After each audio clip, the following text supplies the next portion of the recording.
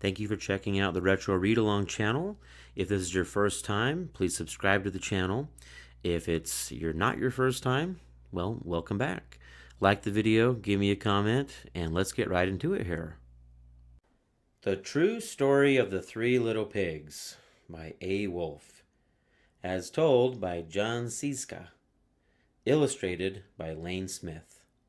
Everybody knows the story of the Three Little Pigs, or at least they think they do. But I'll let you in on a little secret. Nobody knows the real story, because nobody has ever heard my side of the story. I'm the wolf, Alexander T. Wolf. You can call me Al. I don't know how this whole big bad wolf thing got started, but it's all wrong. Maybe it's because of our diet. Hey, it's not my fault wolves eat cute little animals like bunnies and sheep and pigs. That's just the way we are. If cheeseburgers were cute, folks would probably think you were big and bad too. But like I was saying, the whole big bad wolf thing is all wrong. The real story is about a sneeze and a cup of sugar. This is the real story.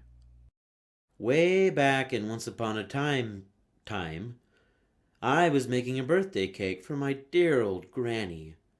I had a terrible sneezing cold. I ran out of sugar. So I walked down the street to ask my neighbor for a cup of sugar.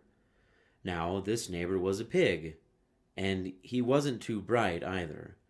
He built his whole house out of straw. Can you believe it? I mean, who in his right mind would build a house of straw? So, of course, the minute I knocked on the door, it fell right in. I didn't want to just walk into someone else's house, so I called, little pig, are you in?" No answer. I was just about to go home without the cup of sugar for my dear old granny's birthday cake. That's when my nose started to itch. I felt a sneeze coming on.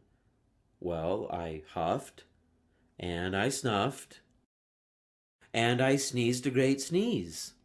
And you know what? That whole darn straw house fell down. And right in the middle of the pile of straw was the first little pig, dead as a doornail. He had been home the whole time. It seemed like a shame to leave a perfectly good ham dinner lying there in the straw, so I ate it up. Think of it as a big cheeseburger just lying there. I was feeling a little better, but I still didn't have my cup of sugar, so I went to the next neighbor's house. This neighbor was the first little pig's brother. He was a little smarter, but not much. He had built his house of sticks. I rang the bell on the stick house. Nobody answered. I called, Mr. Pig, are you in?" He yelled back, "Go away! You can't come in! I'm shaving the hairs on my chinny chin." I had just grabbed the doorknob when I felt another sneeze coming on. I huffed, and I snuffed, and I tried to cover my mouth, but I sneezed a great sneeze.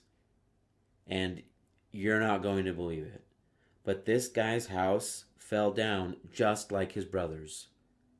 When the dust cleared, there was the second little pig, dead as a doornail. Wolf's honor. Now, you know food will spoil if you just leave it out in the open. So I did the only thing there was to do. I had dinner again. Think of it as a second helping. I was getting awfully full, but my cold was feeling a little better, and I still didn't have that cup of sugar for my dear old granny's birthday cake. So I went to the next house. This guy was the first and second little pig's brother. He must have been the brains of the family. He had built his house of bricks. I knocked on the brick house. No answer.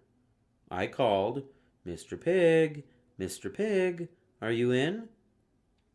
And do you know what that rude little porker answered? "Get out of here, wolf. Don't bother me again." Talk about impolite. He probably had a whole sack full of sugar, and he wouldn't give me even one little cup for my dear, sweet old granny's birthday cake. What a pig.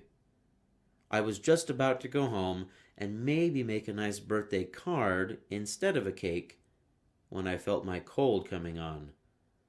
I huffed and I snuffed and I sneezed once again. Then the third little pig yelled, "And your old granny can sit on a pin." Now, I'm usually a pretty calm fellow, but when somebody talks about my granny like that, I go a little crazy.